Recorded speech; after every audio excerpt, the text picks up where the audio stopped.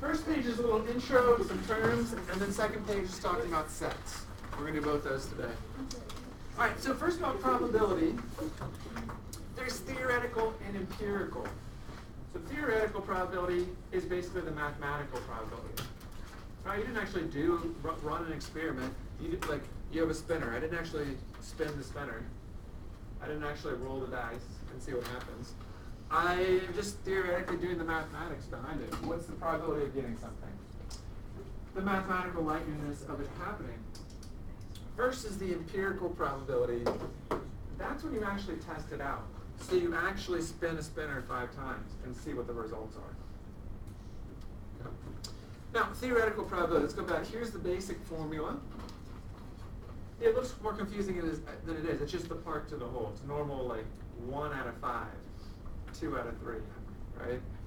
So capital P means probability. Probability, and this is red, probability of E. So E is going to be, I put it down here, E is going to be an event. Event E. So the probability of an event happening, for example, what's the probability of landing on a 2? Well, it's going to be 1 out of the total 5, right? Assuming those are equal sectors. So what do we actually do there? We did the number of outcomes that are in our event E. Well, there's just one of them up there that had 2. If this was 2, it would be 2 out of the total. So there's only one, and then over n of s. Oh, by the way, n means number. The little n will always mean number on these. Capital P probability. Divided by the number of terms in the total. So S is the sample space, which represents the total outcomes. So in this case, 1 was the part we wanted, the number that had 2, and then 5 would be the total. That's theoretical probability. Do you think if we actually spun it 5 times, would we wind up with a 2 one time? Maybe, maybe not. I mean, we could roll it and get, it'd be unlikely, but we could get 5 4s, right? You could get 2 5s and 2 4s and a 1, and not even get a 2. But theoretically, 1 out of 5 is the chance of getting the 2. So this is really a part to the whole. We're going to talk more about sample space in a minute. I talk about that there. Think about this to yourself. Don't say it out loud yet, but all probabilities must lie between what 2 numbers? Just think about it.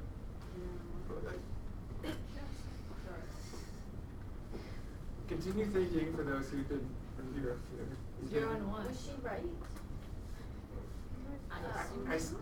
Okay, well, so there goes the whole think about it and raise your hand thing. But 0 to 1. 0 to 1. Is that what you said?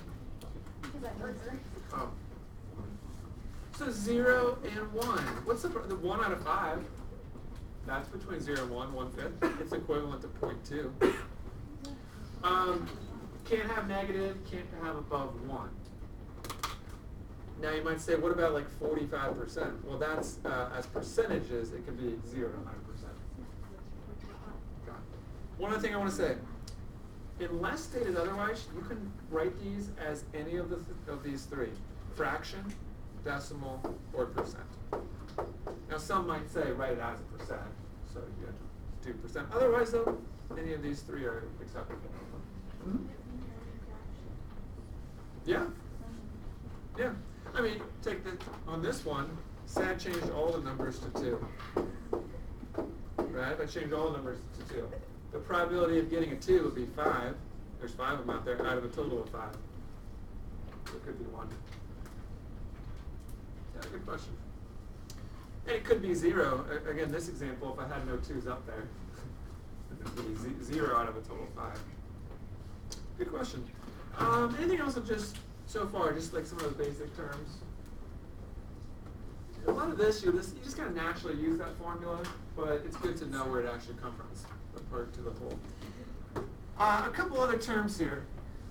That sample space is the one that we'll talk most about, but I already mentioned like an outcome is a result. You spin the spinner one single trial, even an event on the experiment. That's an outcome. Your experiment is like this. it's a spinner, when you spin the spinner. It could also be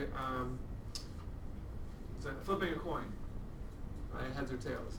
That's your experiment. Some process, there's specific outcomes that you can get from it. An event is a collection of outcomes.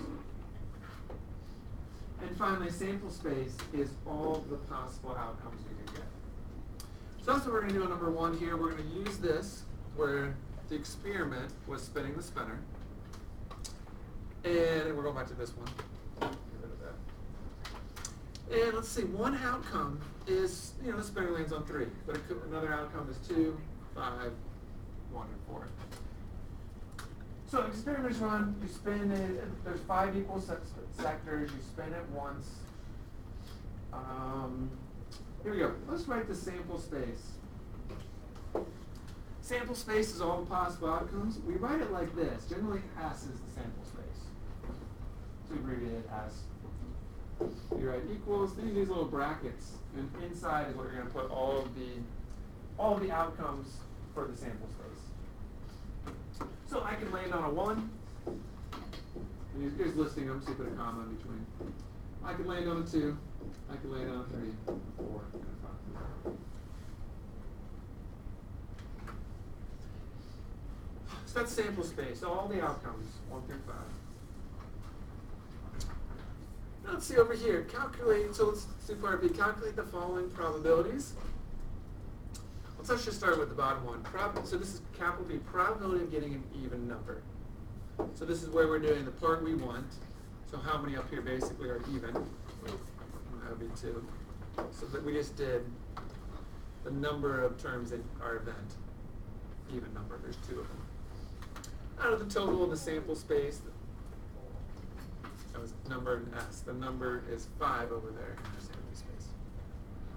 I'm going to leave it like that. Again, you can do decimal or fraction as well. How about prime numbers? Let's go around. So prime numbers can only be divisible by itself or 1. That's whole numbers, that is. So 1. Actually, you can't include 1. By definition, it's numbers that don't include 1. So you got to start at 2. Is 2 1? Prime number? 3? 4? No. 5? 5. So there's 3. Out of 5. Why can't you include 1? Definition of prime is all numbers greater than 1. Basically, they say other than 1 that are only divisible by itself in 1. 3 out of 5. Okay, let's keep moving. Any thoughts so far? Wait, which one? What would you find? Let me answer that here in a little bit. So let's go to example 2. You got a fair coin, equally likely to get heads or tails. You flip it 3 times, and the result is noted. Now, what we're really trying to get at is down here. I'm going to ask us to find some probabilities. Like, what's the probability of 3 flips, you get all heads? Or exactly 2 heads? I'm going to do a tree diagram. So, I don't think you'd ever have to do a tree diagram. I don't think that they require you to do that. But, you're going to see here, by doing a tree diagram, I can easily see the sample space. So I'm going to do a tree diagram to show you how this can help. So I'm going to write the sample space over here based on what I do a tree diagram in here. So you just start somewhere, okay? And you do these little branches from wherever. Sometimes I call it like the start. I'm starting here. Sometimes I just say wherever the word tree is, I go from there. And your first flip, you could get a head or a tail. Okay. Then the second flip, well, if I got a first head from here, I could then get a head or a tail. But if I got a tail for the first one, I could get a head or a tail from this one. And so each letter keeps branching off a head or a tail, basically. So then the third flip of the coin, if I did head head, I'd be down here and get head tail. And this one would be head tail. This one head tail, and this one head tail. So you can see how it keeps branching. Now, right now, you might be like, well, okay, it doesn't really help answer these probabilities down here. But now, I'm just going to write out the sample space from this. And so all I do is I follow one of the paths. So like I'm going to start head, head, head. Right? That's just one of the outcomes is head, head, head. Then I go next. I could have gone head, head, tail. So I go that way. So I'm done with that, the left set there. So now I still with head first, but then tail head. And to finish up the head first, I can go head, tail, tail.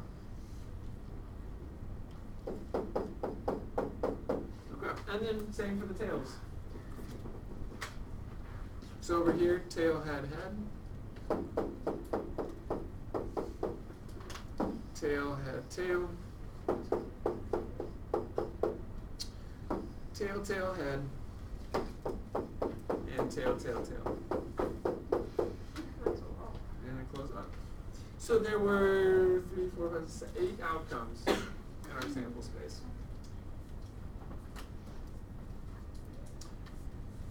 And by writing the sample space, again, just looking at these is kind of hard to think through, but after writing the sample space, these probabilities are actually really easy down here now. So the probability of getting all heads, there's only one, right?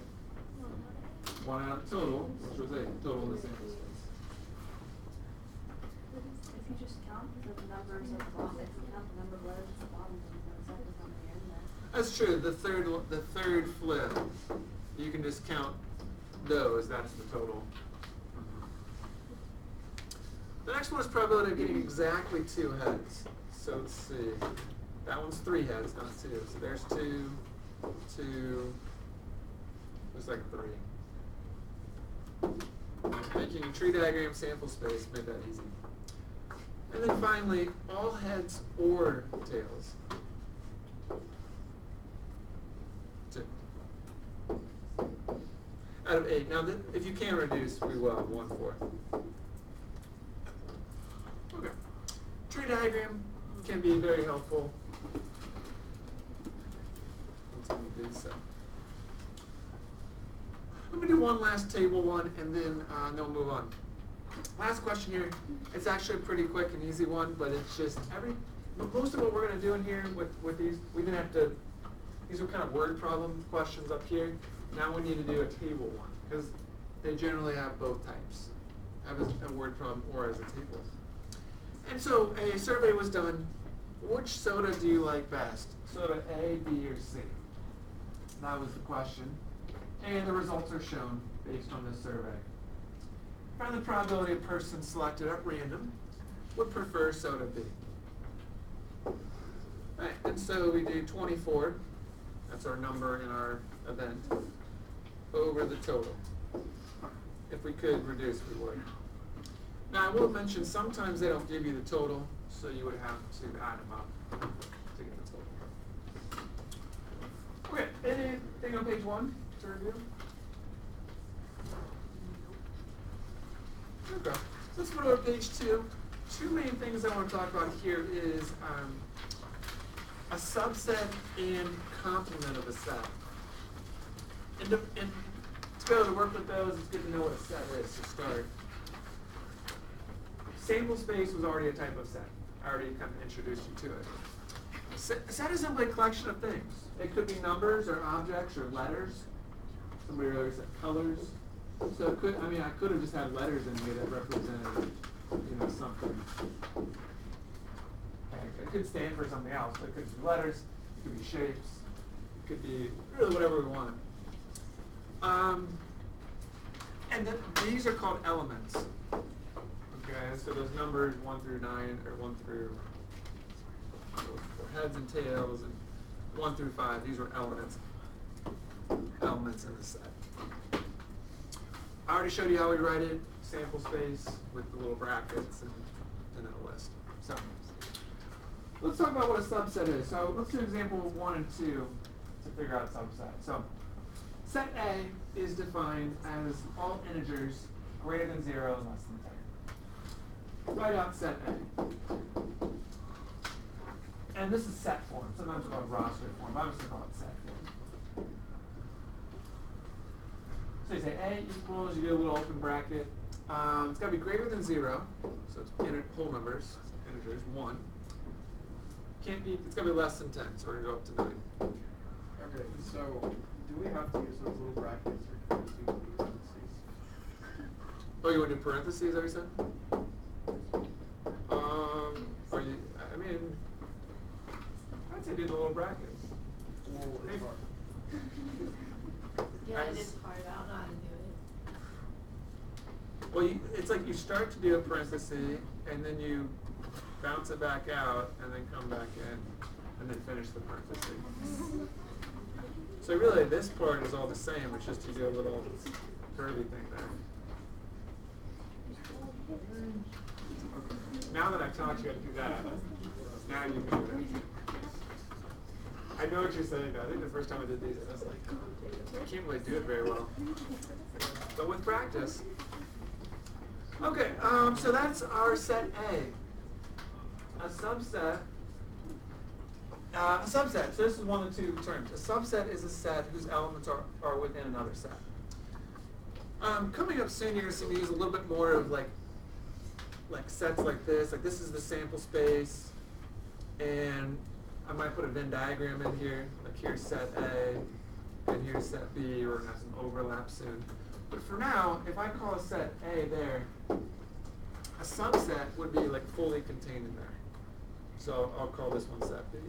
It's fully within set A. So sub means under, just a part of set A. So let's go back to this. So they want us to write a subset, example 2, called B. B is going to be a subset of A, and it's all even numbers. So I'm writing only even numbers that are in A. From set A. Yeah, that's it. So 2, 4, 6, 8. So again, it has to be part of set A, just a subset part of it. C is the subset all multiples of 3. So that would be 3, 6, 9.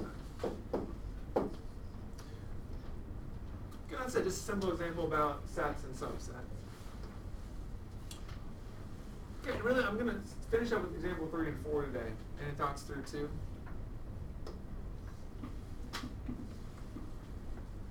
Good. Well, let's go on to example 3 and 4, kind of connect it a little bit here. What I'm building to in example 3 is what a complement is. So let's start off with A and B here. So we have an experiment where we're going to toss a coin, note the outcome, heads or tails, and roll a 6-sided die, and note the outcome. So let's write the sample space here. It says write it as ordered pairs. I'm just going to look, I'm not going to use the parentheses here, but write everything from the sample space. So we could get ahead and then roll a 1. Or we could flip ahead, roll a 2. Flip ahead, roll a 3, and so on up to 6.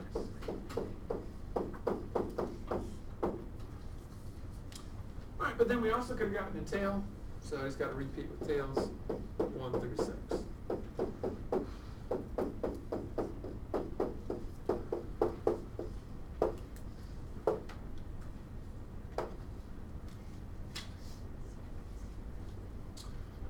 That was part A, just again writing a sample space.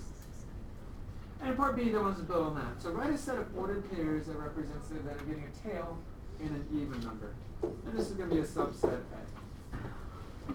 So let's see, tails in an even number, I have underlined 2, 4, and 6.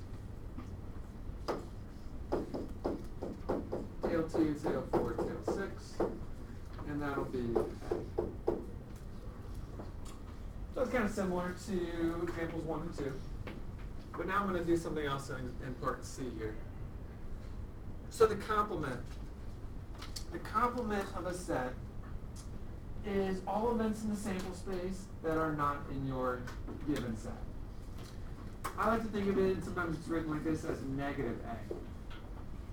Or negative, whatever your set is. It's basically the opposite.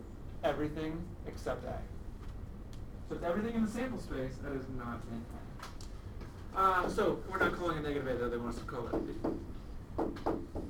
So let's write out B. Complement is everything else. Yes, it includes the heads as well. So it's everything in the sample space that's not in A. So head 1, 2, and all the way to 6.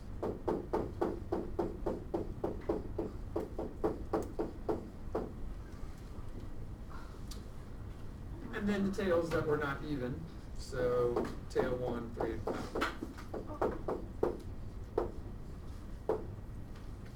Okay, so that's the complement. You gotta think of it as negative, the negative version, the opposite. And last thing I want to do with complement is find the probabilities, and we're going to see a relationship. So let's in part B, we're going to find the probability of A. So this is like we're randomly running the experiment. We're flipping a coin, rolling a die, seeing the outcome. What's the probability we get something in A? So it's the number of elements in A, which is 3, over the total in our sample space, total number, which is 12. Similar probability of B, which was the complement. The total is still 12, but now there are 9 elements in B. So we found those. Finally, here's the key question. What do you notice? Basically, what's the relationship between these? So the probability of an event and its complement.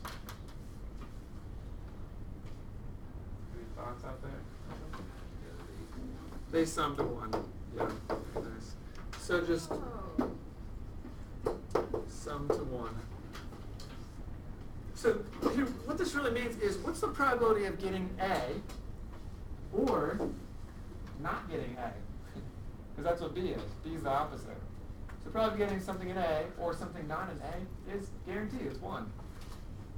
It's kind of like, here's an everyday example.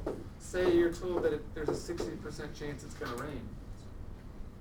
Well, the complement is that there's a 40% chance it's not going to rain. And there's some, well, it's not 100%, which is 1. So, complements, they always sum to 1. Okay. So let's do one last example. I'm going to skip 5. I'm just going to do 4. Relating this right here. If the probability I will draw a red marble, oh, these are classic, right? The marble questions. I always like these. Colored marbles in a bag, like this. Draw a marble. Maybe you replace it, maybe you don't. If the probability I will draw a red marble from a bag is 3 out of 17, what's the probability I won't draw a red marble? 14 out of 17. This is, I'm just going to put C. You've got to recognize it as that's the complement. Everything else, opposite of drawing a red marble, is not drawing a red marble. They have to sum to 1, so it's 14 out of 17.